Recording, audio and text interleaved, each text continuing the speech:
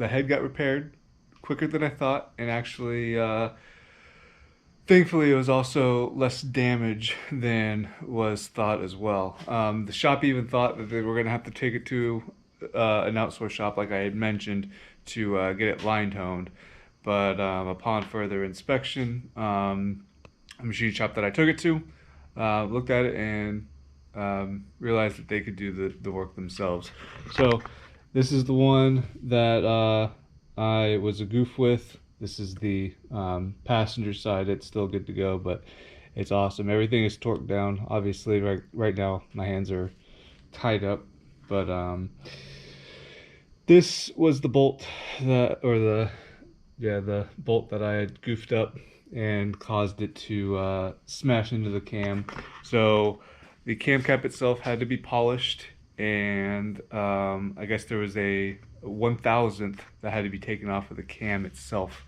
So it's probably the last time that these cams will be actually used for anything. Um, they are also the first, the V1 of the S2 cams of this series, I suppose you could say.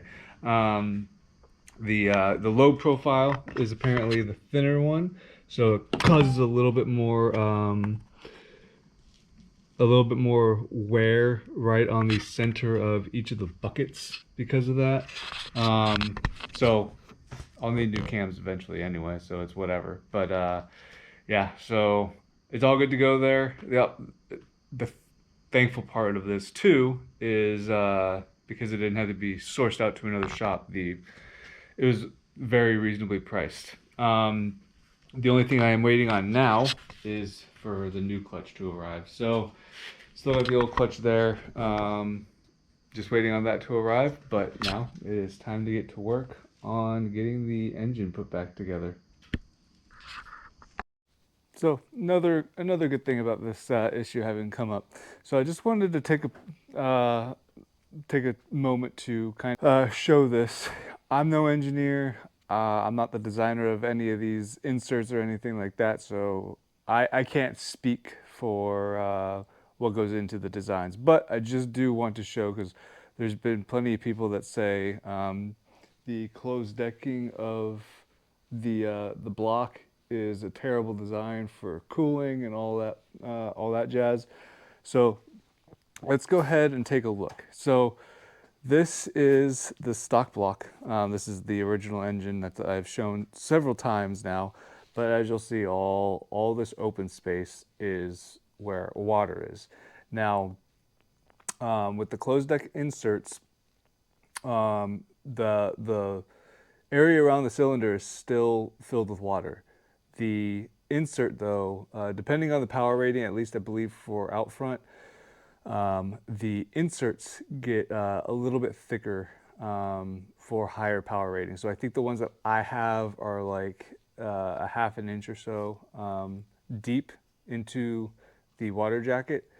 So you can't really see inside there all too well, but the cylinder walls are still surrounded by water quite a bit. And then if you look over here, that's the head gasket as it is.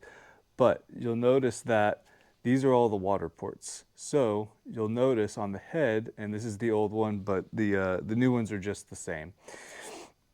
Because these are B castings as well as the new heads that I'll be putting on here shortly.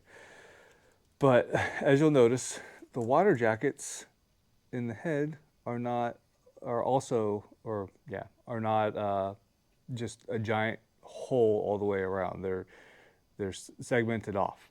So water can still only flow through these little small ports on the head itself, and the head gasket kind of reflects that. There we go. That's the correct orientation right there. So there's that. Now just look at that, and then we'll head over to the actual block itself. So here's the block itself, or the new one with the inserts and whatnot. So I'm gonna try to gauge it, but it's about a half an inch in depth for those inserts. So although it looks like it's completely closed off, and it almost kind of, I guess, would seem from an outside perspective for those that don't know that it would go all the way down, but obviously not the case. I've actually saw when I went to IAG, I saw them hammering in their inserts for the block. So there's still plenty of flow for the head itself. These ports actually match up to the openings on the head. And now, let me grab the head gasket. So you got those ports, and wildly enough, it does seem almost kind of interesting because as big as the ports are, or at least some of them anyway, the head gasket itself still does, especially on the top ones, or these ports right here, as well as these two right up here, kind of closes off quite a bit of the, it looks like it would close off quite a bit of the flow, but it works all the same. I just thought I'd point that out because there's been plenty of people that have given me a hard time for going closed deck, but I'd rather have, I didn't have an issue with the cooling until that had happened to the previous head. That mistake right there. I never had a problem with it before. I ran the car since 2018 with the old block that was closed deck, no issues whatsoever, track or anything, until about the beginning of 2024, and then obviously every track event that I started going to, it overheated. So there's still plenty of water flow. I just happened to have a detonation issue or whatever the heck caused that to happen to the old head, and overheating became a thing.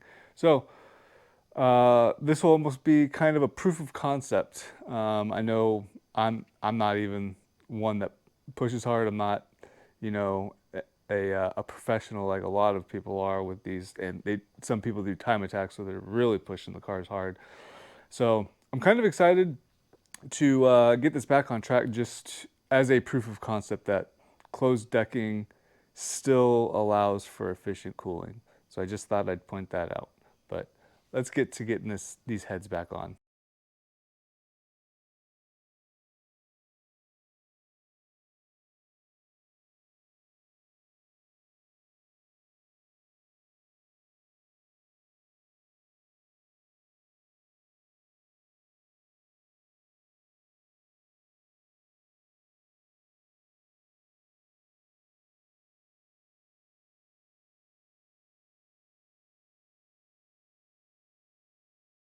All right, so sorry if it's a little bit windy. I have the fan on because I'm back in the garage. It's not the morning anymore. What you just saw was from this morning. Now that the workday is over, I'm back in the garage.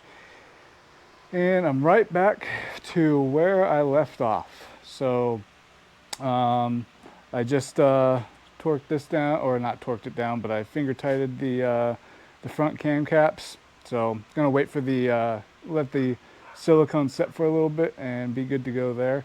But I did torque these down just to see, and wouldn't you know it, my cam is back to spinning with that.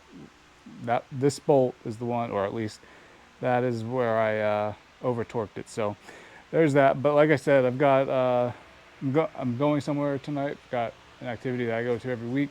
So I want to get I got that head on. I'm going to get the other head on, and hopefully get to the point where I can get the cam cap on the front on the passenger side head as well, so that it can sit and set, and then when I get back I can trim it and get some more work done. So here we enter into the time lapse again.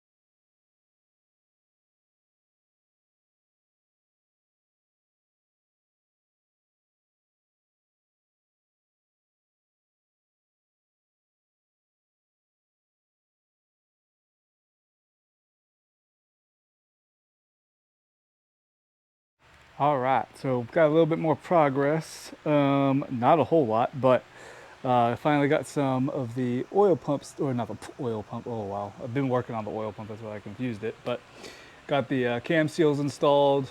Um, this is kind of just on there loosey goosey. I forgot about the little felt covers that go on the back of this thing. Um, the old ones are still on there, but nothing majorly critical.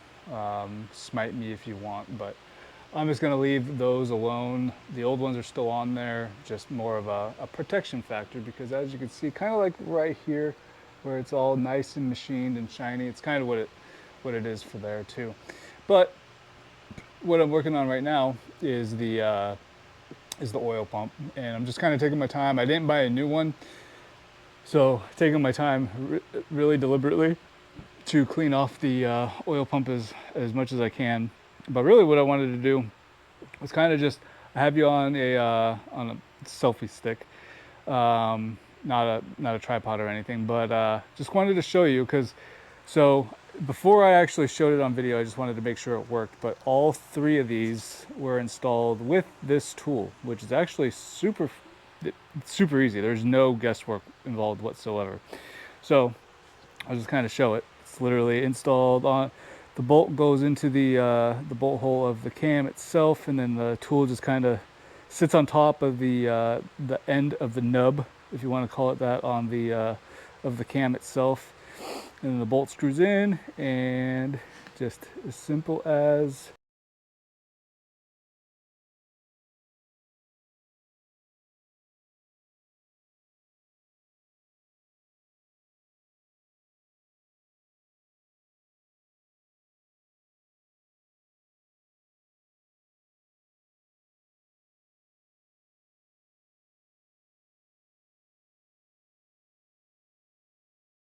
there you go.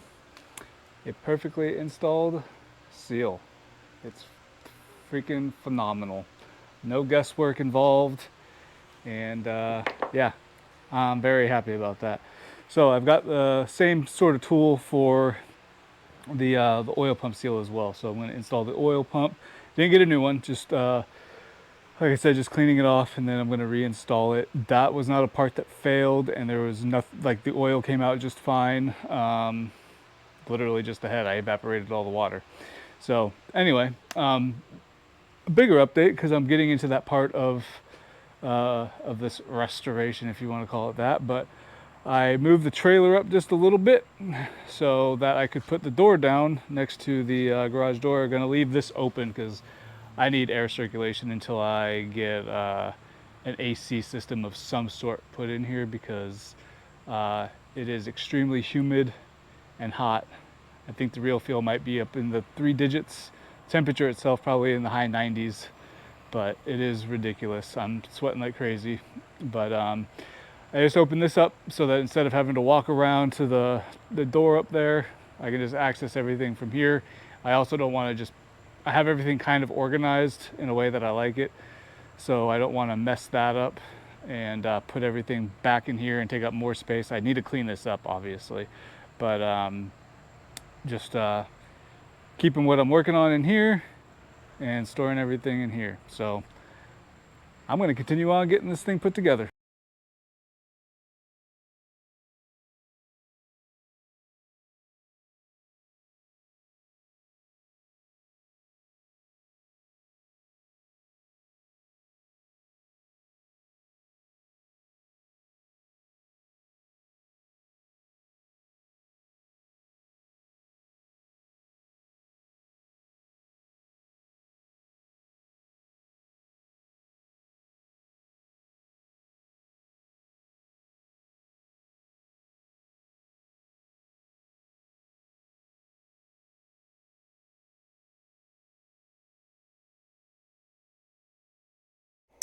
So as you can tell, I got a lot of stuff done, um, not on camera, and I'll try to walk through everything that I have done. I'm going through this quite slowly. Like, I don't know, it's kind of almost embarrassing watching videos and all that jazz. And seeing how quickly it looks like they're doing it on camera. Not sure how long it's actually taking them, but this isn't a long process. It's just I haven't done it in so long that I want to take it slow and deliberate and try not to make any mistakes whatsoever. And unfortunately, a couple have come along the way. So anyway, let's get to this. Let's go try to go all the way back. The last thing I talked to y'all about was the driver's side head, I believe. So the next problem I ran into was with the oil pump. So I'm not exactly even sure what the heck happened, and it might be because it's just quote unquote seasoned case halves, so they've been used before, obviously. No idea what the previous owner did, and I would imagine the threads were okay, but probably, not in the best of shape.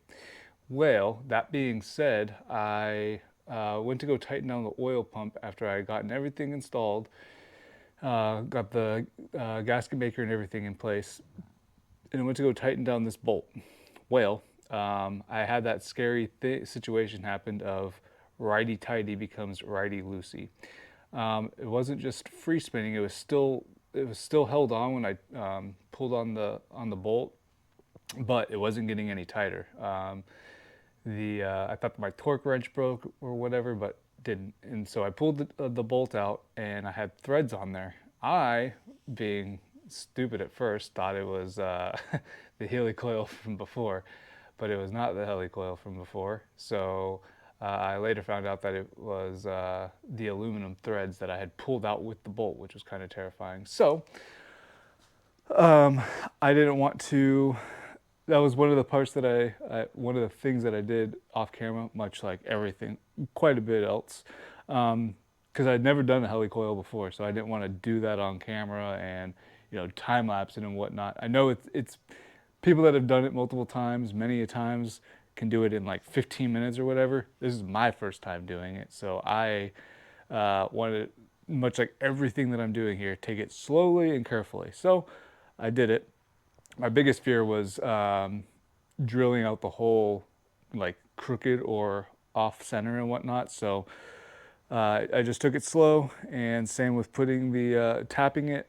Tapping it was probably scarier than drilling it out, just because if you get the threads wrong, you're gonna get the whole thing wrong. So all in all, as you saw that I showed you, it went perfectly fine. So we're all good there. Next up, there's quite a few things. So when uh, I put the rear timing cover on this, or on the driver's side, and I'm not sure what happened to the 10 millimeter bolts that go on the side here of the whatever you want to call that, the cams. Not sure where the heck the bolts went for that. Also not sure where the bolt had gone for the oil dipstick right there. And to be perfectly honest with you, I have no idea where the bolt went for the water pipe. So I'm gonna have to get an M6 for that, I just realized. But yeah, so that was all the issue. And then I also had to reference all of this. So these are more water lines and whatnot. I had to reference the hoses. Thankfully, I labeled everything. So as you can see here for the AOS, this is the problem with having done pulling the engine and having such a long break in between getting a new engine and doing it all. Nothing was fresh of mind, and I've only done this once before, several years ago.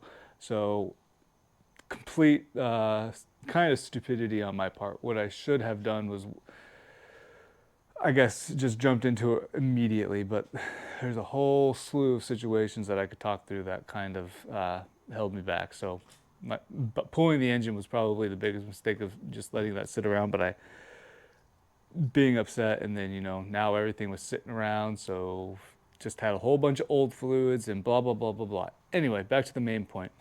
I labeled basically everything that I could. So as you can see here, passenger front cover port. So this one, obviously, even though this is the driver's side of the car, this is going to be the front port of the valve cover there. This is the driver's side front cover port. So with that being said, now I know that these, the hoses attached to the water, or for the water, go to the back port on the cover. Got that problem solved. And then for the uh, uh, I'm not even sure what the heck these solenoids are called. Anyway, yep, there's me being dumb again. Anyway, there's a gasket here, as you can tell, a little green guy right there. And I had kept those originally. Well, I decided to swap those out. So those are all fresh and new. And then I had problems with this because I couldn't remember this part. And I don't know if I explained this all too well, but I got this because, well, I have explained it in a past video, but this is the press-in fitting, or the OEM, or yeah, when you get OEM heads, this is a push-in fitting for the oil return from the turbo. Well, I remembered this, and I pulled, like, it was just sitting on the table in the trailer, and I was like, what the heck is this? And so that took a little while to do some research on. Ended up finding out it was the water return from the turbo. And then you have this guy, which is for AVCS, much like over here, even though it's a hard line. Well, this side used to be a hard line, so we got the hard line still for the driver's side, but the passenger side, I forget what kit my engine builder from before used, but unless he just pieced this together. But anyway, this is that thing. I almost thought that this went down here until I looked at some diagrams, and thankfully too, this is the genius of recording a lot of stuff. I found a video with the back of the head showing, and that's how I realized that this needs to go right where it is, and that this is actually an oil line.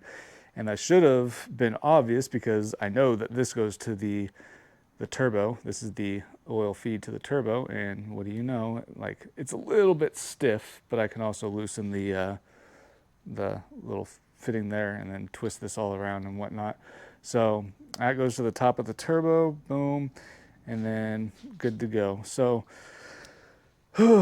yeah, if I want to show everything on camera, but at the same time, I don't want it to be a time lapse of me just countless hours figuring some stuff out. So I will come back and update everything that's going on unless I'm super confident in what I'm doing, the work that I'm doing is going to go smooth.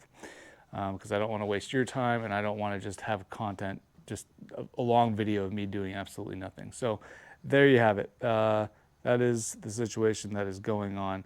So now, really, all I have to do is, don't even really have to put on the intake manifold, but I'm going to put on the intake manifold before I put the engine back in. So I have to get the injectors as well.